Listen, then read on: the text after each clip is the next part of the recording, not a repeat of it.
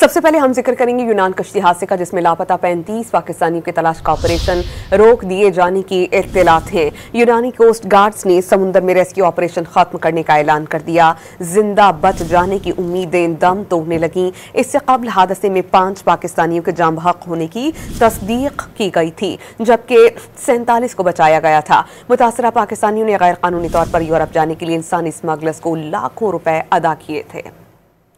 یونان میں 3 کشتیوں کے حادثے میں 35 پاکستانیوں کے لاپتہ ہونے کی اطلاعات ہیں۔ یونانی کوسٹ گارڈز نے سمندر میں ریسکیو آپریشن ختم کر دیا۔ یونان میں پاکستانی سفیر عامر آفتاب قریشی نے تصدیق کی ہے کہ کشتی حادثے میں ڈوبنے والے درجنوں پاکستانی تاحال لاپتہ ہیں۔ کشتی میں 80 سے زائد پاکستانی سوار تھے، نامعلوم جگہ پر ہزاروں فٹ گہرے سمندر میں ڈوب گئے۔ پاکستانی سفیر نے واضح کیا کہ کشتی میں پہلے شگاف پڑا اور پھر ڈوب گئی۔ لاشیں حکومتی اخراجات پر پاکستان روانہ کی جائیں گی۔ 3 روز قبل یونان کے جزیرے کریٹ کے جنوب میں کشتیاں الٹنے کا واقعہ پیش آیا تھا، جس میں 5 افراد کی ہلاکت کی تصدیق ہوئی تھی، جن میں ایک پاکستانی شہری بھی شامل تھا۔ اس کے بعد گزشتہ روز مزید 4 پاکستانیوں کی ہلاکت کی تصدیق ہوئی تھی اور درجنوں لاپتہ تھے۔ کشتیاں الٹنے کے واقعے میں بچائے گئے افراد میں سے 47 پاکستانی بھی شامل ہیں۔